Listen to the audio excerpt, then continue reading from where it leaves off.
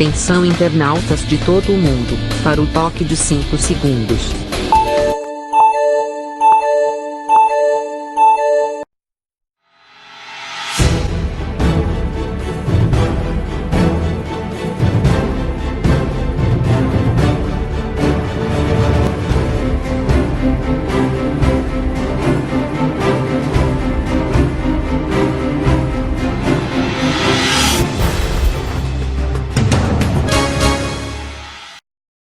Alô, gente amiga, começando mais um programa Sérgio Cruz aqui pela viamorena.com. No dia 5 de agosto, nesse programa apresentado ao vivo, às 11h30 da manhã, de segunda a sexta-feira, em outros horários aqui pela viamorena.com e também pela tvdob.com.br. Durante este programa aqui é transmitido também pelo Facebook, pelo YouTube. Na live do Facebook você pode mandar a sua comunicação, a sua mensagem, para a participação direta no programa. Só no horário ao vivo, que é este horário das 11h30 até ao 12h30. Depois tem horário às 6 horas da tarde, tem horário às 23 horas e tem outro horário apresentado também no site da viamorena.com e da tvdob.com.br a partir das 5 horas da manhã. Das festividades do aniversário de Campo Grande, neste 5 de agosto, às 8 horas, teve o dia da mobilização de combate à dengue na área central. Começou às 8, vai até às 17 horas, a imersão em tecnológica, capacitação em tecnologia para os servidores do município. Uma abertura que aconteceu às 11h30 no auditório do MPCG. Às 2h30 da tarde, vídeo palestra Trânsito Seguro. E às 15 horas, encerrando a programação, peça teatral Transitando em Paz, nos 120 anos da Cidade Morena. Amanhã, dia 6 de agosto, outra programação vai até o dia 30 de agosto. Bastante coisa para festejar, hein? Até o dia 31 de agosto, no sábado 31 de agosto, termina a festa. O programa de hoje, daqui a pouquinho, fará sobre os atentados nos Estados Unidos e a repercussão desses atentados fora dos Estados Unidos, né? Daqui a pouquinho, então, vai ser o nosso principal assunto do dia. Na entrevista de hoje, no programa Boca do Povo, a senadora Simone Tebet esclareceu uma dúvida que eu tinha com relação à emenda de bancada, né? Tem emenda de bancada e tem emenda pessoal, emenda individual. A emenda de bancada, que junta todos os 11 representantes, 3 senadores e 8 deputados federais, representam as emendas, as maiores emendas, né? Que são, este ano foram 6 bilhões de reais em emendas. E depois tem as emendas individuais, onde cada deputado apresenta uma emenda, né, do mesmo valor para deputado e senador, não sei quanto, mas é menor, mas é o orçamento impositivo. Esse é o orçamento que vai pagar, né, de qualquer jeito, paga, tem contingenciamento e tal, mas não pode bloquear o pagamento até o final do exercício. A outra você, né, simplesmente deixa de aplicar. A maior, né? E eu fiquei com a pulga atrás da orelha. No meu tempo de deputado, não tinha esse negócio de deputado votar orçamento, não. Naquele tempo era ditadura, então já o orçamento chegava pronto. Quem tivesse fechada com o ministro, com o presidente, colocava a emenda antes do orçamento vir para a votação. Chegar em votação, você podia votar contra ou a favor e só. Geralmente aprovar, porque o governo sempre tinha a maioria, quando ele não tinha, ele conseguia. Hoje é diferente, né? Hoje tem... O deputado tem uma flexibilização, o deputado e senador, para mexer na peça orçamentária. E eu fiquei abismado quando vi a bancada de Mato Grosso do Sul, à exceção do deputado Fábio Tradi, agora da senadora Simone Tebet, que também disse que não estava na reunião, decidiu destinar quase que toda a quantidade destinada às emendas de bancada de Mato Grosso do Sul para obras que não vão ser executadas, que são as estradas de ferro. O pessoal fala, Sérgio Cruz, você é contra a estrada? Não, eu sou plenamente favorável, só que essa estrada de ferro, o pessoal não vai fazer mais. Vão completar aí uma ou duas, né, que faz tempo que começaram e tal, mas não vão fazer mais estrada de ferro. Você já imaginou a estrada de ferro entre Panorama, em São Paulo, e Porto Murtinho, Mato Grosso do Sul, passando por Dourados? Isso é um sonho, né? Que todo mundo tem, é um sonho que vem sendo alimentado há mais de 50 anos. E nunca se fez nem sequer um projeto, mas todo ano vai milhões e milhões de promessa para esta estrada de ferro. Não sai. Assim como não sai a estrada de ferro entre Aparecida do Taboado e Panorama, tem várias estradas de ferro projetadas aí na cabeça de deputado e senador, mas que não vai para lugar nenhum. E os senadores e deputados continuam mandando ver. Emenda para lá, emenda para lá. Não sai. Claro que sabe que não sai. A recomendação é do próprio governo. Você faça isso aí, porque aí nós vamos garantir as outras, né, com mais tranquilidade. Então o que acontece? Pega esse dinheiro, 6 bilhões de reais, deixa de aplicar. Deixando de aplicar, o Estado já está ganhando. Você nem desviar, basta deixar de aplicar. A União já está ganhando. Agora falta um deputado, e a própria senadora, deputado, sei lá, denunciar isso. Esse me engano é que eu gosto. Não vai liberar, não vai fazer, então por que nós vamos botar aí? Fazendo o deputado e o senador de palhaço. E a população de idiota. Vou botar aqui e tal. Assim não vai fazer? Então, para que vai prometer, para que vai colocar no orçamento uma coisa que sabidamente não vai ser aplicada? Então, eu fiquei sabendo hoje, né, oficialmente, porque dito por uma senadora, né, ela que sabe das coisas. Nós vamos começar o nosso papo hoje sobre a temática a ser discutida no programa, que é a questão do desarmamento. Eu já havia esgotado esse assunto, até porque se falou muito nisso, né? Desde a aprovação do Estatuto de Desarmamento, o referendo que houve em seguida para permitir a venda de armas e tal, que se vem se falando disso, né? Quem é contra, quem é a favor, quem é contra não se convence do contrário, quem é a favor também não se convence, então criou uma espécie de impasse no debate. Impasse esse que foi decidido no referendo, né, que deu maioria para aqueles que são a favor do armamentismo civil, de armar a população. Nesse plebiscito já mostrou que a população é a favor. E agora na campanha do Bolsonaro. O Bolsonaro, uma das propostas dele é exatamente esta de armar a população. Foi eleito e tal. Foi feito um plebiscito mais recentemente, onde mostra que a população, toda a população, 60% é contra. Mas aqueles que são contra não são ativos, né? Estão nem aí.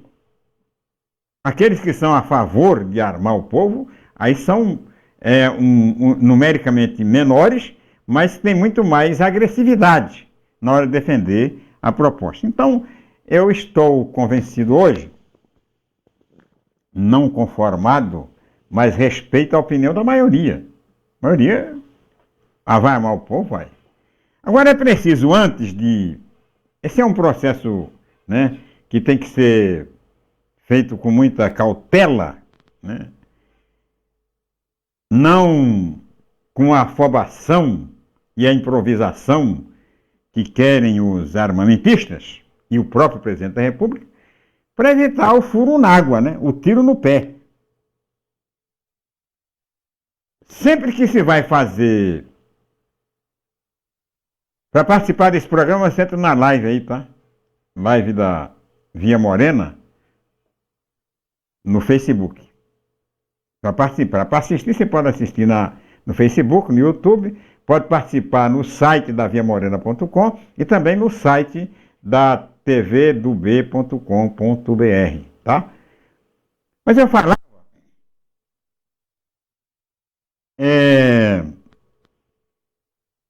exatamente disso, né? Desse debater mais apuradamente a aplicação, porque a conveniência ou não, isso aí todo já está definido que há a conveniência de se ter de se liberar a arma, né? Que as pessoas possam ter o seu direito à defesa. Esse é o argumento básico, nuclear, daqueles que defendem o uso, o porte de arma e tal.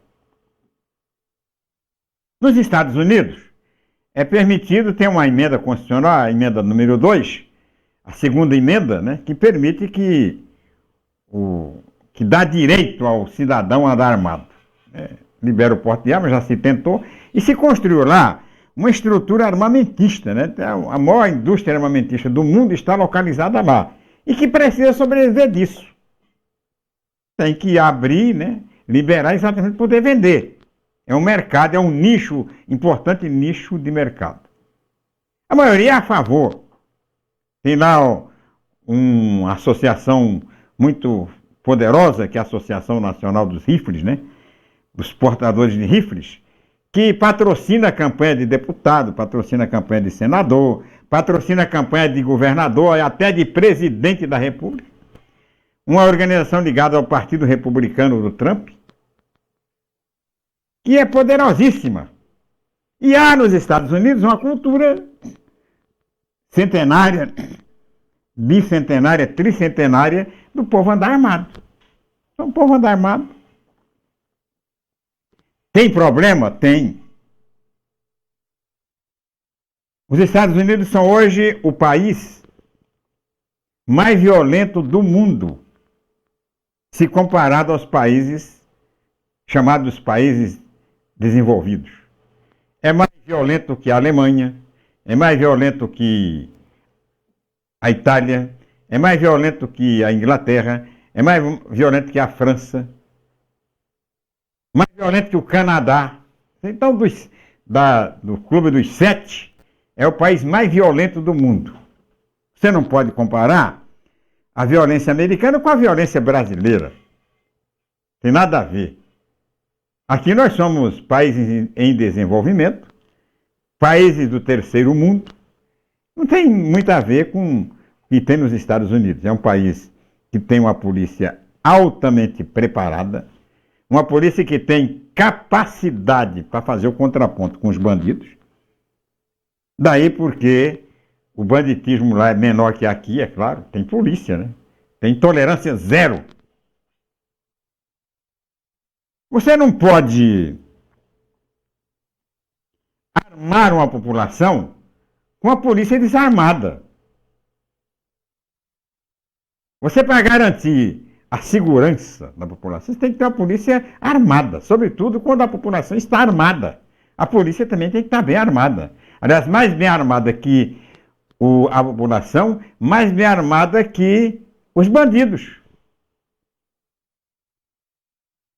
Bem armada.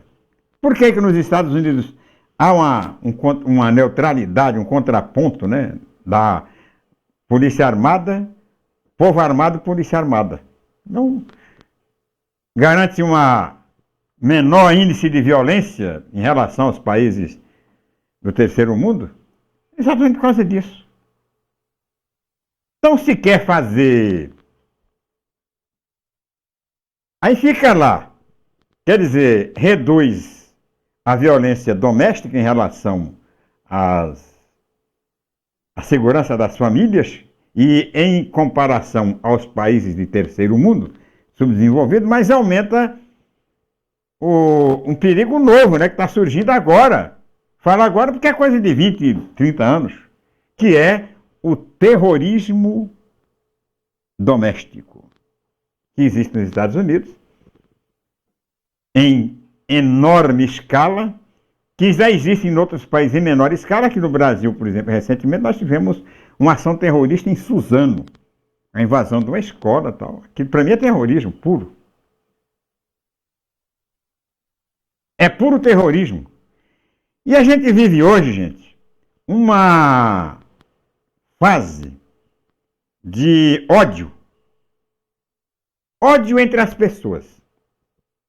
Aqui impera o ódio, o medo e o ódio. Ódio que você vê lá nos Estados Unidos com essa supremacia branca. Tal. Um ódio mundial contra imigrantes. E o que aconteceu nos Estados Unidos, pelo menos no primeiro atentado, tem muito a ver com o problema dos imigrantes nos Estados Unidos. A reação do fanatismo de setores fundamentalistas contra a imigração. Imigração de espanhol, aliás, de hispanos, de imigração da Europa para a Europa, da África para a Europa.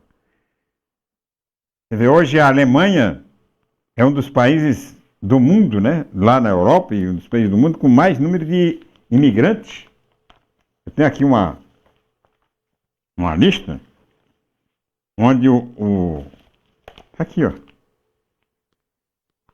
As 10 nações com mais refugiados. E veja bem que os Estados Unidos não está nem nessa lista das 10 aqui. Turquia, Paquistão, Uganda, Sudão, Alemanha, Irã, Líbano, Bangladesh, Etiópia e Jordânia. Países que mais receberam solicitações em 2018, que mais recebeu solicitação de refugiados, são os migrantes. Os Estados Unidos, que mais recebeu solicitação, foi o que menos atendeu. Depois vão Peru, Alemanha, França, Turquia e em 6º lugar, com 80 mil solicitações, vem o Brasil. Nós vivemos num mundo hoje, eu não vou particularizar a questão brasileira, um clima de muito ódio, de muita divisão.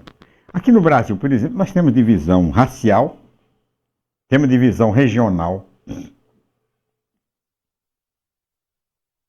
Ainda recentemente, o presidente Bolsonaro se referiu ao Paraíba, né, aos paraíbas, que é um pejorativo de nordestino. Isso aí é preconceito.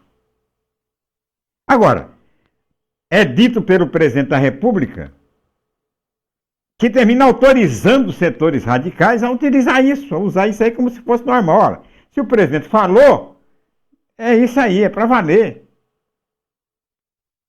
Graças a Deus, não houve ainda, né, pelo menos na mesma escalada que há nos Estados Unidos, nenhuma manifestação aqui no Brasil da explosão desse ódio, né, de irmãos contra irmãos. Felizmente ainda não aconteceu e a gente vai esperar que não aconteça. Eu, por exemplo, estou hoje consciente e conformado com a ação armamentista brasileira, com a revogação do Estatuto do Desarmamento. Sou contra, né, a revogação. Sou a favor da sociedade civil desarmada, porque sempre defendi que o braço armado da sociedade tem que ser a polícia, mas eu estou convencido hoje, conformado, e respeito a decisão da maioria que prefere população armada.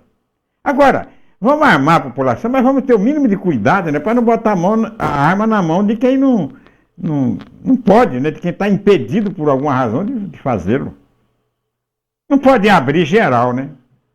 Abrir geral, como acontece hoje nos Estados Unidos. E é interessante, nos Estados Unidos hoje, a campanha para o controle das armas é do mesmo tamanho da campanha aqui no Brasil para que haja descontrole, liberação total das armas. Isso atemoriza, porque tende a política brasileira a partir para um processo de radicalização ainda maior. Eu vejo pelas redes sociais, não há como você contemporizar, como você amenizar esse clima de ódio, de terror, né, que existe nas redes sociais, entre esquerda e direita. Agora isso, estimulado por um presidente da República que é de direita, que é armamentista, que defende que cada cidadão ande armado. Isso aí pode dar vaza a manifestações de fanatismo que pode colocar em risco a vida de crianças, como acontece nos Estados Unidos, vida de pessoas que não tem nada a ver com a história, como nos Estados Unidos, já que aqui tem-se que copiar tudo aquilo que não presta lá dos americanos, o pessoal copia aqui, ou tende a copiar. É preciso, portanto, que ao liberar as armas, né, todo mundo anda armado e tal, primeiro, que se dê à polícia a primazia no controle da segurança pública, tirando da mão dos bandidos. Primeira coisa, vamos armar bem a polícia, vamos pagar bem o policial, aumentar o contingente, reciclar o armamento e a munição, valorizar a polícia, aí sim, aí põe a arma na mão do povo. Porque a hora que você puser a arma na mão do povo, você está colocando também a arma mais sofisticada na mão do bandido, porque o bandido vai ser fácil para eu comprar uma arma, mas vai ser fácil, muito mais fácil ainda para o bandido. Primeiro porque a hora que liberar a arma no Brasil, as fábricas americanas vão montar filiais aqui, barateando o custo para eu, que sou cidadão de bem, ter meu revólver, e para o bandido também. Quer dizer, o bandido não vai comprar revólver. O bandido vai comprar arma pesada, arma de guerra. Então, você não pode fazer as coisas irresponsavelmente, em cima de campanha eleitoral. Você tem que fazer as coisas com respeito, com planejamento, com critério. Fica fácil, né? Você libera. Ah, mas aí tem a restrição, o cara que é psicopata não pode. Quem que vai saber que é psicopata, quem que não sabe atirar? Aqui no Brasil vale tudo. Já falei aqui que no Brasil vende-se até diploma de médico. Não vai vender um atestado de uma escola de tiro? É claro que vai. Vai acabar com isso? Não vai acabar. É preciso ter, né? Tratar isso aí como uma questão de Estado. E não de governo, de Estado. Porque o governo não passa, o Estado fica.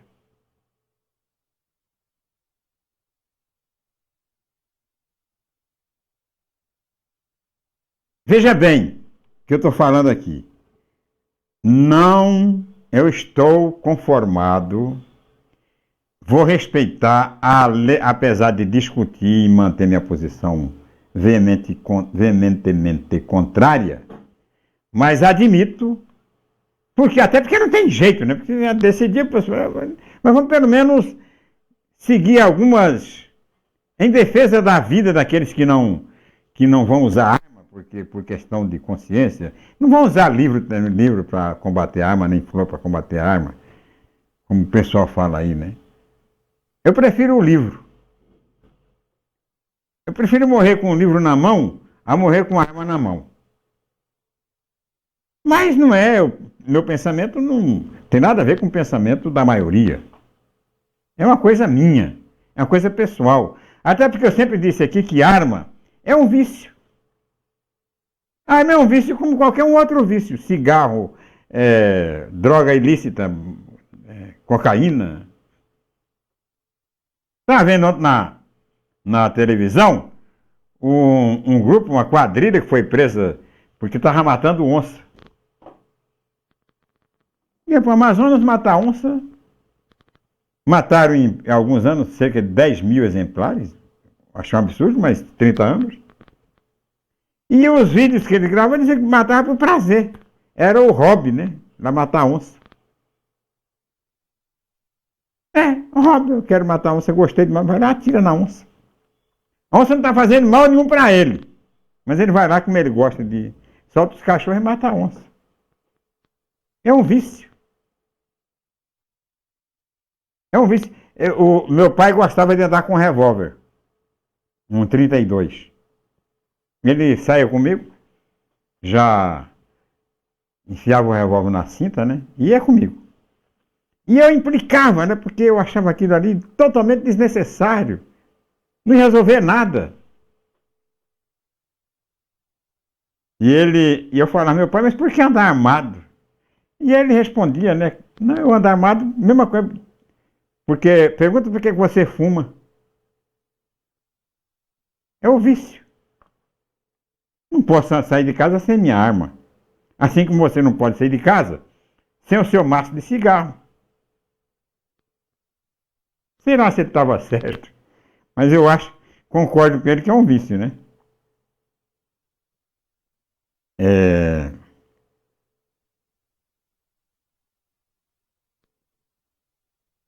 Selmo Medeiros, boa tarde. Olá, Sérgio, bom dia. Me diz o que você pensa sobre Polícia Metropolitana ter uso de arma de fogo. É a pergunta. Tem amigos que deveriam ver este vídeo e tal. Muito bom. O Selmo, eu acho que a polícia, toda ela, metropolitana, civil, militar, tudo que tem a polícia tem que andar armado. O bandido, por exemplo, não respeita quem não tem arma, não. Ah, eu sou da polícia. Isso só na Inglaterra, né? Porque aqui no Brasil, o cara não quer nem saber. O bandido, se tiver desarmado, ele sabe, né? Vai sim. Eu acho que a polícia, a Guarda Civil, a Polícia Metropolitana, que o nome quer que seja, tudo quanto é polícia, que tem o compromisso, que faz parte do sistema de segurança pública, tem que andar armado. Agora, você não vai colocar a arma na mão de uma pessoa que não sabe dar um tiro, que não sabe manusear a arma. Isso aí não é só para polícia e para civil, não, para todo mundo. Vai colocar uma arma na minha mão? Nem estilingue. Nunca matei um passarinho. De colocar arma na mão de pessoas que sabem manusear. Pessoas equilibradas. Para evitar que um policial chegue e dê um tiro aí e tal. Ah, vou matar. Para evitar que o uso da arma seja um vício. O uso da arma seja um dever. Por quê? Porque quem está usando a arma é a polícia. É autorizada pela sociedade. É preparada pela sociedade para defender a sociedade. O policial ganha bem. Ele é pago para quê? Para defender, para garantir a nossa segurança. É o que eu sempre digo, a polícia é o braço armado da população civil. Uma população civil com uma boa polícia não precisa nem de arma. Ela se defende tranquilamente. Então eu defendo. Quem mais aqui? Manuel França. Só queria pedir um favor aqui para quem está mandando, para não me agredir, tá? Eu não gosto de responder agressões. Então, já está comprando, já não vai comprar, se ele já compraram. Estão comprando, não precisa nem essa palhaçada, o tanto planejamento de armário, todo mundo e armário marginal. Você não se lembra do plebiscito que o povo votou a favor ou contra o desarmamento? Ô, Manuel França, se você estiver ouvindo o programa, se você não estiver assistindo o programa, é outra história. Agora, se você estiver ouvindo o programa, você vai saber perfeitamente o que eu falei aqui desde o começo. Falei do plebiscito, que não foi plebiscito, foi um referendo. Falei de se respeitar a decisão da maioria. Falei tudo isso. Agora, você não vai me obrigar a concordar com uma coisa que você concorda. Você concorda e eu não concordo. Respeito, mas não concordo. Faço uma série de ressalvas e como é inevitável que a população venha a se armar, eu estou sugerindo aqui ideias, né, de como a pessoa como deve ser o comportamento da polícia, o comportamento do governo. E eu posso fazer essa exigência, porque eu pago imposto. Eu sou cidadão igual a você. Não é porque você defende o porte de arma que você é melhor que eu, não. Nem eu melhor que você, nem você melhor que eu.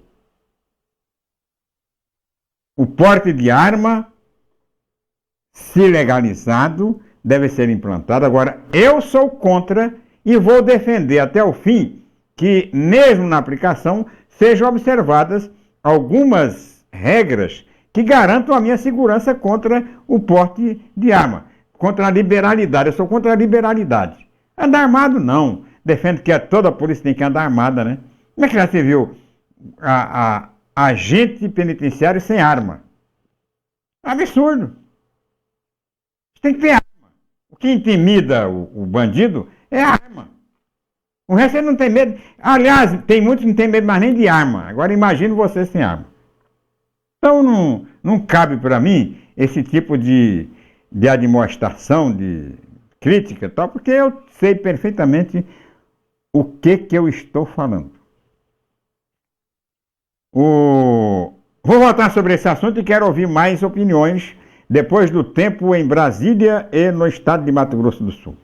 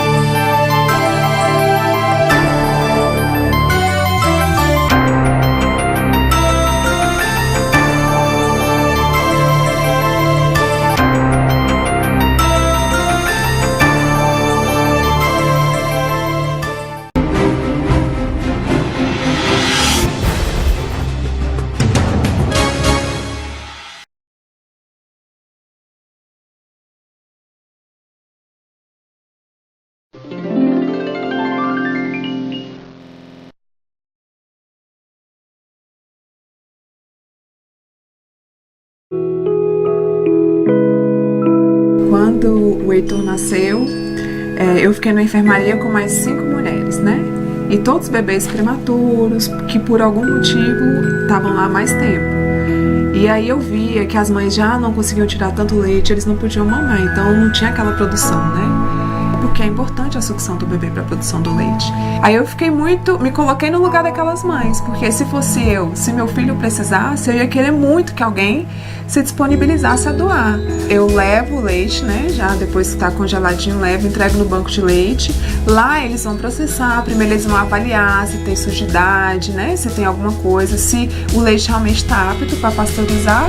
e liberar para os bebês que estão internados, né? São os prematuros, que por algum motivo ou outro não conseguem mamar ou a mãe não pode aumentar, que também recebe esse leite que a gente doa. Doe leite materno, alimente a vida.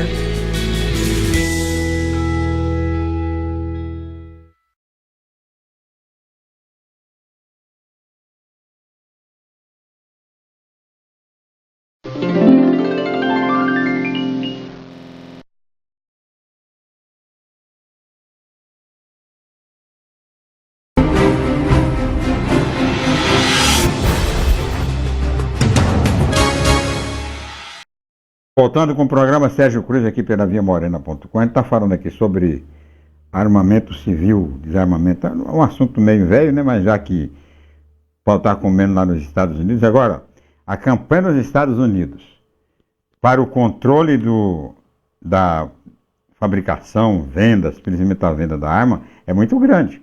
Uma campanha que inclusive está incomodando, né, o Trump, né, que sempre confiou nessa sua defesa do armamento aí, que está começando a balançar na corda bamba lá.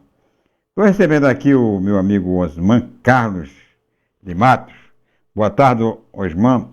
Gosto do Osman porque ele tem equilíbrio, né? Não parte para agressão pessoal. Tem gente aqui que xinga a mãe da gente aqui. Acho que continuam a distorcer sobre este caso de armamento ao cidadão para a própria defesa, confundindo-o com segurança pública. Segurança pública, constitucionalmente, é um dever do Estado que não tem nada a ver com direito de cidadão poder ter ou não armas que neste caso passam ao pressuposto de cidadania plena. Mas eu não concordo com você, não. Eu acho que a segurança pública é dever de todo mundo, inclusive do cidadão. Inclusive do cidadão. Cidadão vai encontrar na rua alguém sendo agredido, ele vai acudir, é segurança pública. Acho que, de acordo com a Constituição, com a lei, a segurança pública é o dever de todo mundo. Você, todos nós fazemos parte do sistema de segurança pública. Eu acho.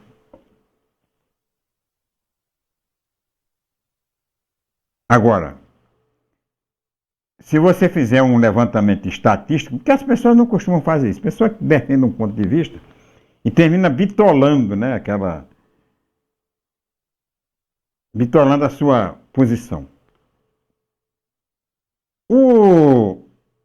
Nos Estados Unidos, por exemplo,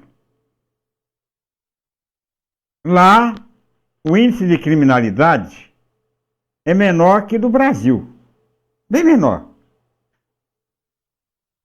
Se você colocar os Estados Unidos para competir em termos comparativos com países em desenvolvimento, em países de terceiro mundo, como Brasil, Índia, África, países sul-americanos e tal. Agora, se você coloca os Estados Unidos, comparar com países do tamanho dos Estados Unidos, em termos de desenvolvimento tecnológico, em termos de desenvolvimento econômico e tal, você vai chegar à conclusão que os Estados Unidos é o país mais violento do mundo.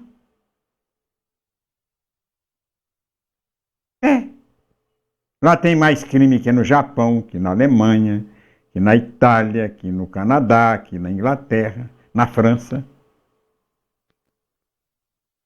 Países que já proibiram, né? Que já controlam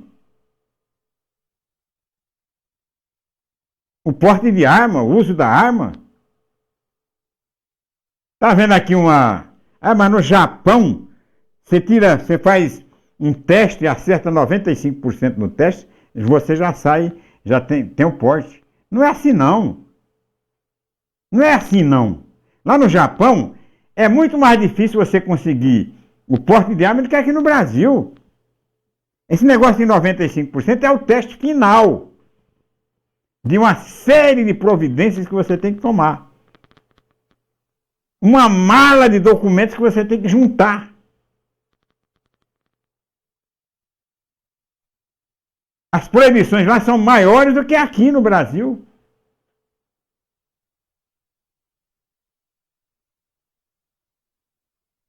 Tudo bem, é um direito que você tem de defesa pessoal. Está aí.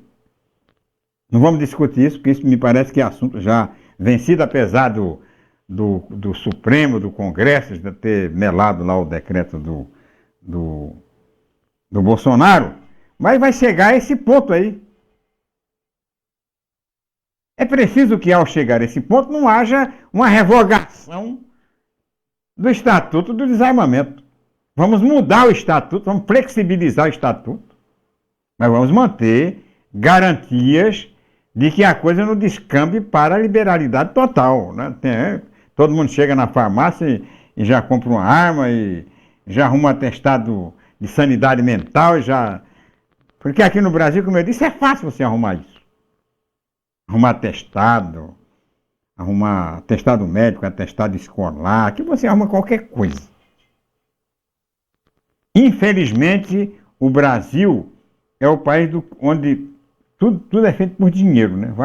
Não é só aqui não, né? Praticamente toda parte do mundo, mas aqui tem muito mais facilidade. Você tem dinheiro, você consegue chegar. Se não tem dinheiro, você está ferrado. Então, gente, o Ian, depois arruma aqui para mim, aqui. Eu fico esse troço aqui, deitado aqui. Então, gente, a discussão gira em torno disso aí. Já falei aqui desde o começo que eu não... Todo enrolado aqui, que eu não... Manuel França. Já falei. Manuel França, já falei. Vem aqui o Selmo.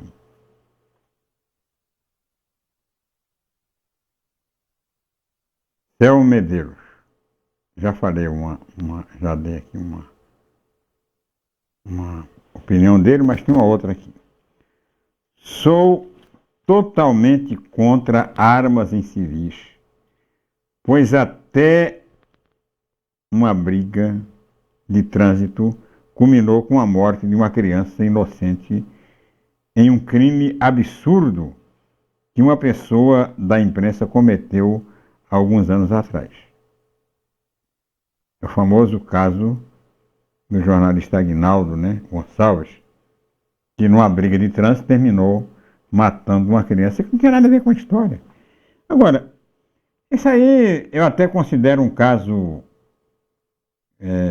isolado. Aconteceu. Eu até considero um caso isolado. Agora, o que eu não posso admitir, e vou ficar insistindo nisso, as pessoas vão me chamar de velho vermelho, velho não sei o que. Então. Eu vou ficar insistindo nisso. Vai armar a população? Arma a população com responsabilidade. Porque você vai armar pessoas de bem e vai armar bandido também. Porque o homem de bem não tem uma estrela na testa para dizer que ele é homem de bem. Não tá escrito, onde é que está escrito que ele é homem de bem? Onde é que vai estar escrito que ele é honesto? Porque atestado, eu já falei, atestado você consegue em qualquer lugar. Se você não conseguir comprar uma arma porque você está enrolado, você compra o nome da sua esposa, do seu filho. Por quê? Porque é fácil comprar. Nos Estados Unidos, estão tentando criar dificuldade. Aqui, estão tentando encontrar mais facilidade para se ter uma arma. Agora, a grande reclamação do povo do Brasil, dos que defendem a arma de fogo, é que é muito caro. E aqui realmente a arma é muito cara. A arma é muito cara, arma de qualidade inferior, porque essa Taurus aí eu vou te contar, né? Isso aí é a espingarda de pica-pau amarelo aí. Não sei qual era a pior. Armas vagabundas mesmo. A própria polícia reclama, porque era que fornece para a polícia. Que vem com problema de tiro sai pela culatra. Problemas inúmeros. É claro que a hora que liberar o porte e a venda, e as indústrias americanas estão de olho nesse mercadão aí, vão instalar aqui. Vai naturalmente baratear o custo. E todo mundo vai poder ter sua arma em casa ou sua arma na rua para se defender, para a sua defesa pessoal. O que obriga o governo, e facilita também ao governo, é claro, a aquisição de armas sofisticadas, armas modernas, armas que consigam competir com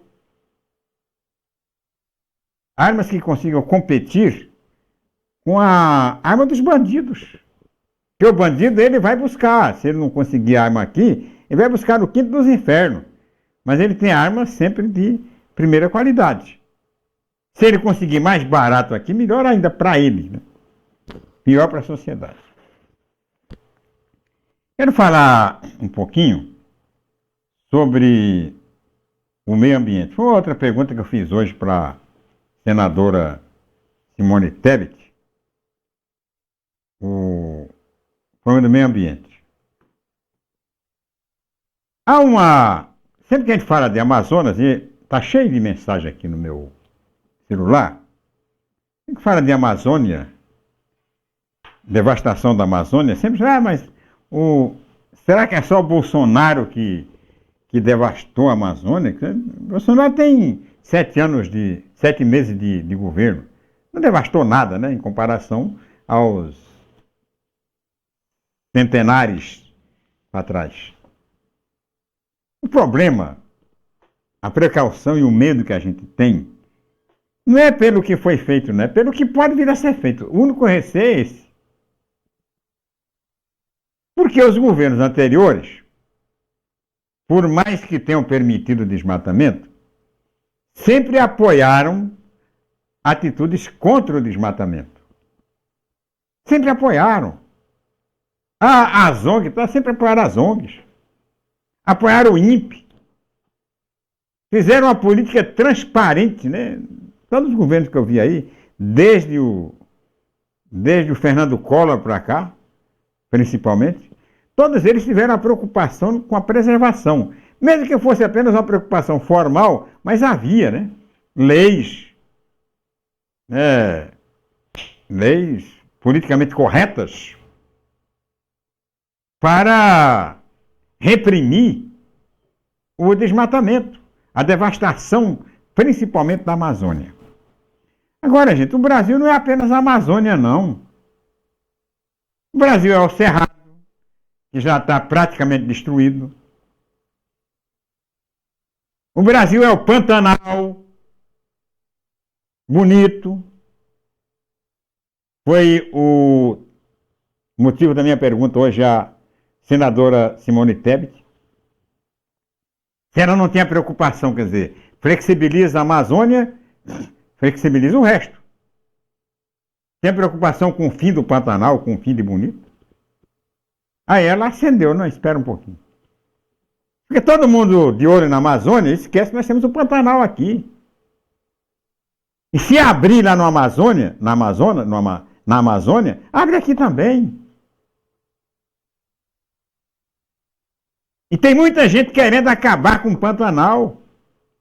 Tem muita gente querendo transformar o Pantanal em reflorestamento. Tem muita gente querendo transformar o Pantanal em pastagens. Pastagens artificiais. Tem muita gente que não se interessa por turismo bonito. Principalmente o fazendeiro de fora que tem terra lá, que nem vai lá. O que arrenda para predadores, para esse agronegócio proibitivo. É essa preocupação que tem que haver entre nós aqui, além naturalmente da preocupação com a Amazônia, que do ponto de vista da repercussão internacional é muito mais poderosa. Temos que ter preocupação com o nosso quintal aqui, ó. Que a hora que abrir lá, pode abrir aqui também. E o presidente Bolsonaro não tem manifestado, e aí a preocupação nossa é essa. Tem demonstrado nenhuma preocupação com isso. A grande preocupação que ele tem é de esconder os dados. É de censurar, de acabar com a transparência que há no combate à devastação. Ficou muito claro isso na demissão do presidente do INPE. Ah, eu estou vendo aqui. Não, mas ele foi demitido porque ele mentiu sobre os dados. Os dados do INPE são indesmentidos. Ninguém desmente, ninguém mente.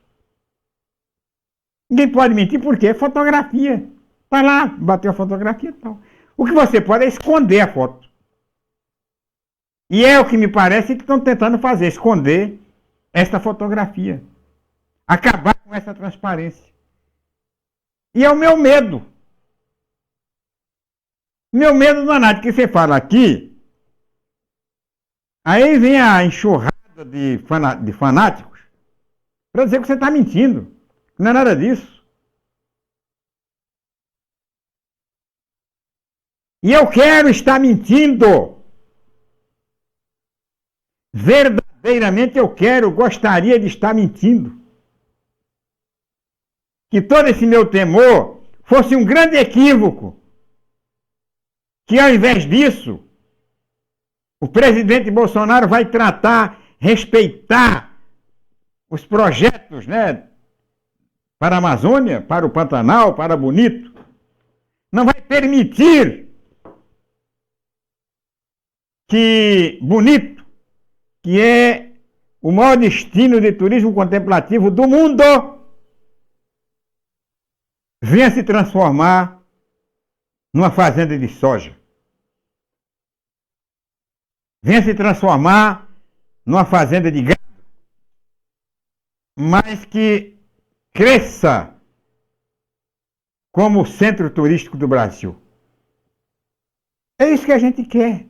Agora, o presidente não nos dá nenhum alento. Cada declaração dele com relação ao meio ambiente é um desastre. Você tem medo. Quem que não tem medo? Quando ele fala que vai transformar Angra dos Reis, uma reserva lá em Angra dos Reis, não tem nada a ver com a história, em Nova Cancún do Brasil. Quando ele protege madeireiros, protegeu sim, quando disse que não era para tomar coisas dos madeireiros, não era para queimar caminhão de madeireiro. Ou não fez isso? Ele fez isso, apareceu em toda a televisão, toda a imprensa, ele dizendo não é para prender, não é para destruir equipamento de madeireiro. Ficou muito claro isso. Isso marcou profundamente. Estigmatizou.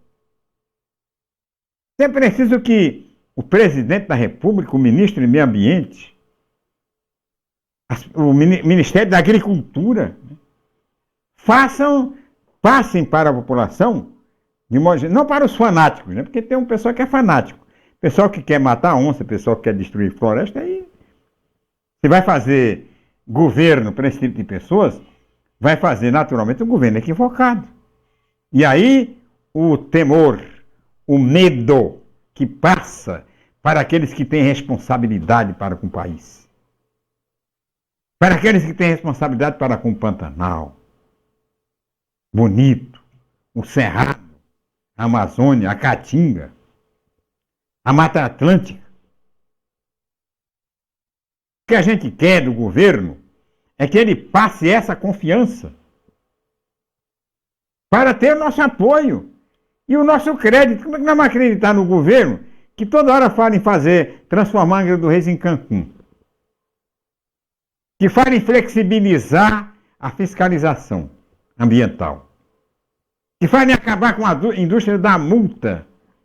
Se com tudo isso já existe devastação. Com tudo isso já existe depredação. Contudo isso, existe um maior desrespeito aberto contra a natureza, contra a ecologia, contra o que existe de melhor nesse país, que são nossas matas, que garante o clima, né? Garante as chuvas, Mata Amazônica, que garante as chuvas em São Paulo e aqui no Mato Grosso do Sul. E já tem toda essa proibição, o pessoal já pinta e bode, já mata a onça, agora imagine se não tiver, se liberar. Muito bem, muito obrigado a todos aqueles que... Vê se tem mais alguém aqui. Já para...